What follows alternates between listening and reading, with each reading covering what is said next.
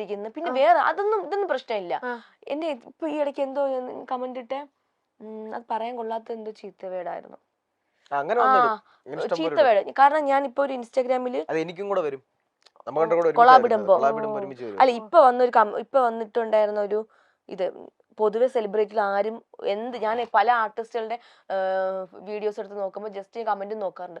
അതിൽ കുറെ നെഗറ്റീവ്. അപ്പൊ ഞാനിങ്ങനെ ആലോചിക്കും, ഇതൊക്കെ എന്താ ഇങ്ങനെ ഇട്ടിരിക്കുന്നത്, ഇവർക്ക് ഡിലീറ്റ് കളഞ്ഞൂടെ, അല്ലെങ്കിൽ പോട്ടെ ഇവർക്ക് തിരിച്ച് റിപ്ലൈ എന്തെങ്കിലും കൊടുത്തൂടെ. ചില ആർട്ടിസ്റ്റ് നമ്മൾ അനുസരിച്ച് കൊടുക്കാറുണ്ട് കേട്ടോ. അപ്പൊ ഞാൻ ഈ ഇടയ്ക്ക് ഈ ഒരു വീഡിയോ ഇട്ടിട്ടുണ്ടായിരുന്നു. എവിടെ അത്,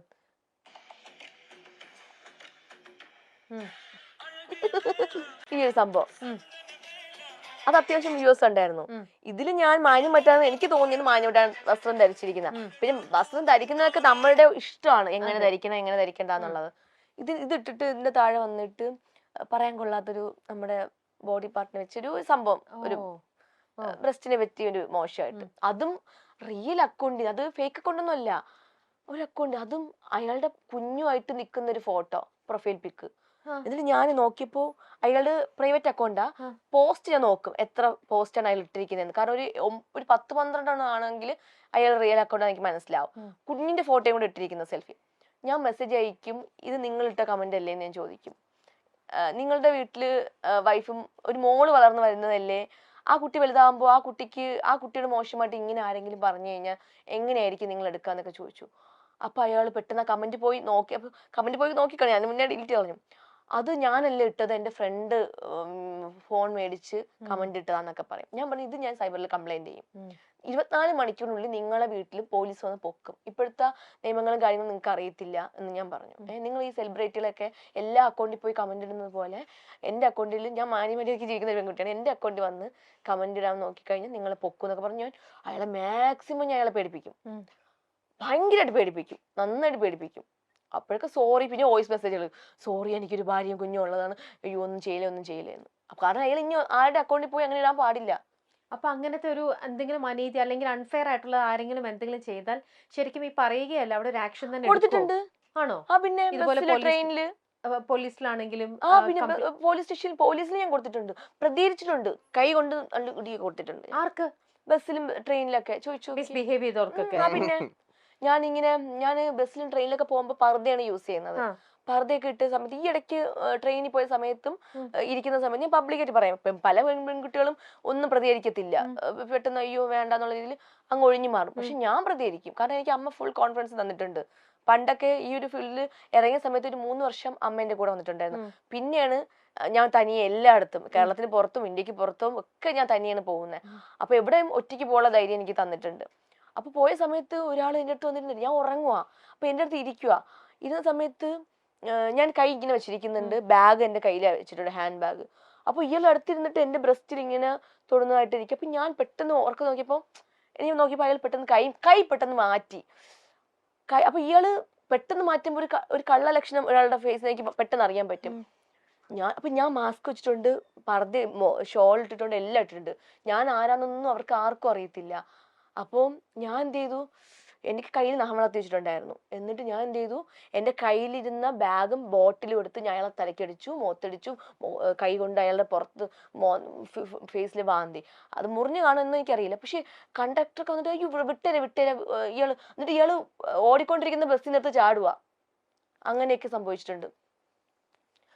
ഞാൻ കൊടുക്കളൊക്കെ കൊടുത്തു.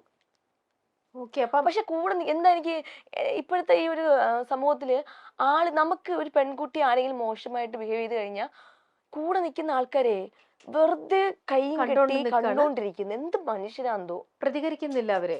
വിട്ടേരെന്ന്. ഇപ്പൊ അവരുടെ കുടുംബത്തിലൊരാളെയാണ് ഇങ്ങനെ ഉപദ്രവിക്കുകയോ ഇങ്ങനെ മോശമായിട്ട് സംസാരിച്ചു കഴിഞ്ഞാൽ അവരൊക്കെ ഇങ്ങനെയായിരിക്കും ചെയ്യുക. വിട്ടേരെ മോളെ പോട്ടെ എന്നാണോ പറയണ്ടേ?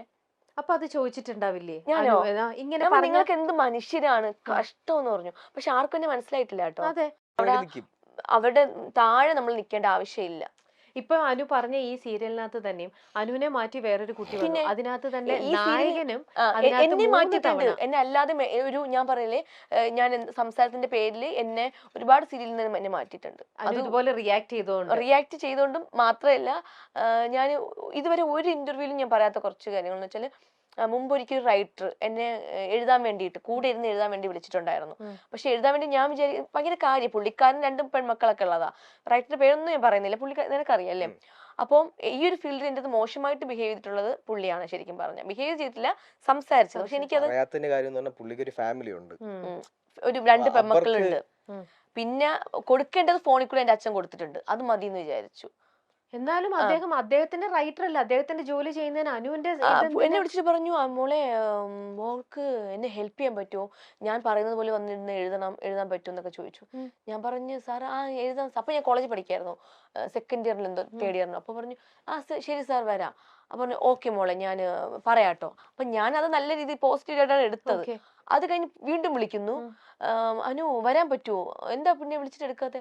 അപ്പൊ ഞാൻ ഇതെല്ലാം വീട്ടിൽ പറയുന്നുണ്ട്, എല്ലാ കാര്യങ്ങളും. അപ്പൊ പറയുക അനു എന്താ വിചാരിച്ചത്, അനു ഞാൻ ഉപദ്രവിക്കാൻ വേണ്ടിയാണ് വിളിക്കുന്നതെന്നോ. ഞാൻ പറഞ്ഞു അല്ല സാർ അങ്ങനെയല്ല, പിന്നെന്താ വരാത്തത്, അനു വരാൻ പറ്റുമോ ഇല്ലയോ. ഞാൻ പറഞ്ഞു ഇല്ല സാർ ഞാൻ പഠിച്ചുകൊണ്ടിരിക്കുകയാണ്, എനിക്ക് ഇപ്പൊ വരാൻ പറ്റില്ല. ശരി, ആ സീനിൽ എന്നെ കട്ട് ചെയ്തു. ഒഴിവാക്കി. എനിക്ക് വിഷമമില്ല, കാരണം അടുത്ത സീനിൽ എന്നെ വിളിച്ചു, ഞാൻ പോയി. അത് കഴിഞ്ഞ ശേഷം ഈ പുള്ളി വേറൊരു ചാനലിൽ വർക്ക് ചെയ്യുന്നുണ്ട്. അത് എന്താണ് ഏത് പൊസിഷനാണെന്ന് ഞാൻ പറയുന്നില്ല. ആ ചാനലില് മിക്ക സീരിയലിലും നായകന്റെ അനിയത്തി ക്യാരക്ടർ ചെയ്യുമ്പോൾ എന്നെ വിളിച്ചു, ക്യാരക്ടറിന് വേണ്ടി വിളിച്ചു. ഈ പറയുന്ന ഡ്രസ്സും കാര്യങ്ങളെല്ലാം ആയി, ഷൂട്ട് തുടങ്ങുന്നതിന് 2-3 ദിവസം ആകുമ്പോൾ ഞാൻ അങ്ങോട്ട് എൻ്റെ അച്ഛനും അമ്മയും അവരാണ് സംസാരിക്കുന്നത്, കൺട്രോളിനെ വിളിക്കും. അന്ന് എനിക്ക് ഫോണൊന്നും ഉണ്ടായിരുന്നില്ല. വിളിച്ചിട്ട് ചോദിക്കും ഷൂട്ട് നാളെയല്ലേ തുടങ്ങുന്നേ.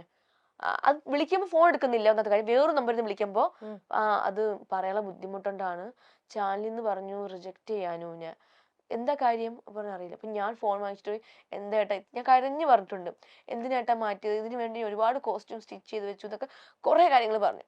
അപ്പൊ അയാൾ ആ സ്നേഹം കൊണ്ട് അയാൾ പറഞ്ഞു അനു ഇന്ന ആളാണ് പറഞ്ഞു മാറ്റി ചെയ്യുന്നത്. അപ്പൊ ഞങ്ങൾക്ക് മനസ്സിലായി എന്തുകൊണ്ടാണെന്ന്. അതുപോലെ ആ ചാനലിൽ പിന്നെ ഞാൻ ഒരു വർക്കും ഞാൻ പോയി ചെയ്തിട്ടില്ല, വിളിച്ചിട്ട് പോലും ചെയ്തിട്ടില്ല.